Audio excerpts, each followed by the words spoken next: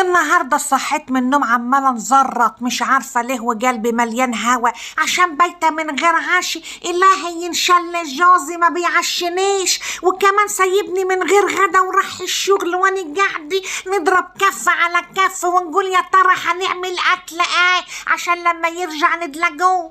المهم لقيت جوزي داخل علي ومعاه كيسه لحمه ني. قلت له ايه اللحمه دي؟ قال لي دي رقبه معزه يا مره. قلت له رقبه معزه؟ هو انتوا ذبحتوا ولا ايه في الشغل ولا عملتوا ايه؟ احكي لي.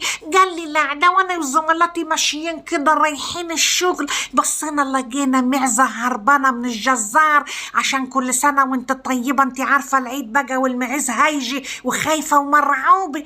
المهم بتجري تهرب من الجزار، راح داعس عليها القطر قرشها فرمها وراح مقطعها جزر. راح هو وزمايله كل واحد خد له طرنوشه جزلة لحم قد كده عشان يفرح بيته وعياله. وجوزي راح جايب لي اللحمه اللي قدامكم ديت، لحمه زي السكر. نحب سبحان الله الرقبه بتاعت المعزه ديت غاليه عليا قوي، وحنطهيها لكم وحنحبشها لكم ونطبخها لكم بطريقه لو كلتوها بيها مش هتسلوها ابدا. بس المهم تكتروا البصل، لان الاكله دي اساسها بصل. البصل اللي عندكم واللي في الدكان واللي عند الجيران واللي مخزنينه في السطوح، هاتوا البصل اللي عندكم كله وقطعوه مكعبات متساويه كده زيني ما هنعمل كده بالظبط، وهنعمل لكم اكله عمركم في حياتكم ما شفتوها وريحتها زي العسل. وخرطوا بصل، خرطوا بصل على قد ما تقدروا، خرطوا بصل. خليكم معايا عشان البصل مطول معانا شويه. لازم البصل تبقى سليمه وحمرة زي الرمانه كده. انت تعرفوا ان البصل بيمنع الكسل؟ والله العظيم ده بيجيب الكسل. يوم ما نفطر فول وناكل معاه فحل بصل نفضل راكده زي الكلب الراجد في قلب السرير اسبوع، ونفضل نفسي والفرشه تعطن تحت مني. امال ايه؟ قال البصل قال. المهم اي حد عنده شويه بصل يجيبهم يجمعهم ويحطهم في الحله زي ما انا بنعمل كده، عشان دي وصفه ما تتخسرش ابدا. وشويه بقى عايب من الزيت كده شويه حلوين، عشان خاطر الزيت ده بيعمي، كتروا منه عشان تنعموا ونخلص منكم. زودوا في كل حاجه. الاكله ديت تحب البهارات وكل حاجه حلوه عندكم حطوها في نفس الحله. هي حله بتتعمل فيها كل الوصفات، هي الحله دي بتطلع الشرب والاكله زي العسل. اسمعوا مني وتفضلوا تحمرشوا البصله كده، لازم تحرقوها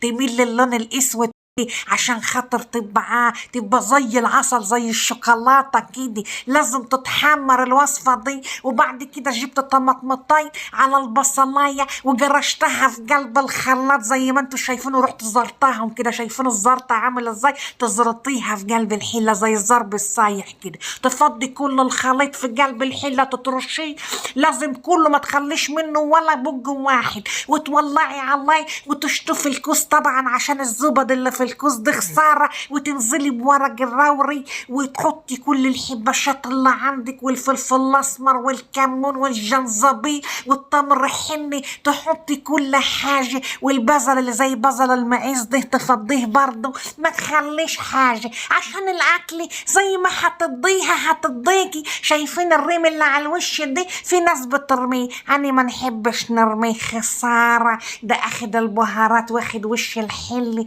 حاجه زي العسل. وكنت غاسله شويه رز كده، هنقسم الشوربه نصها للحله دي ونصها للحله دي، عشان اني بنحب الرز يبقى لونه شوكولاته كده، دي يبقى زي العسل.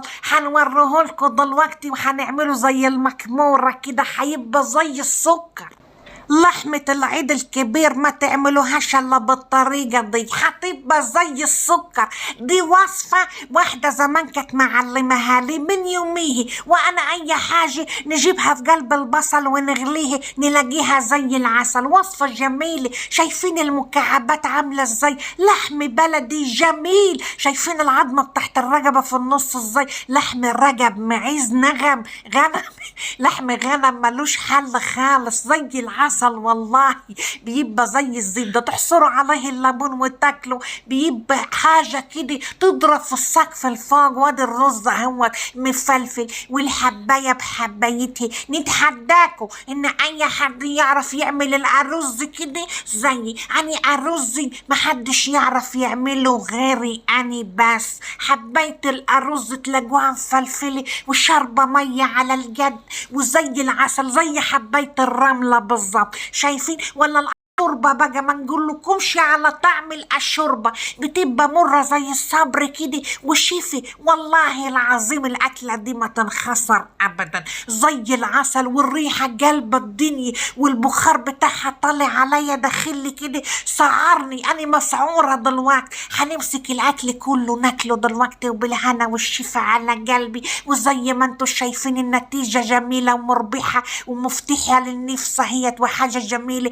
قرن الفلفل مع الطماطماية مع الجزراية مع الشوربة، شايفين حاجة جميلة وريحتها حلوة. وحنفضي ازازة كاكولي كده هوت برضه عشان خاطر الأكلة دي جامدة عشان نهضم.